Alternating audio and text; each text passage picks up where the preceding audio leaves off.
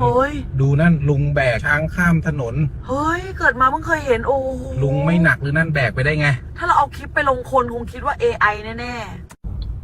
นี่ไฟแดงนี้มีแบกอีกคนเฮ้ยเขาจะแบกช้างไปไหนกันน่ะเจอ2 คนเฮ้ยนี่มันวันอะไรเนี่ยถ่ายไว้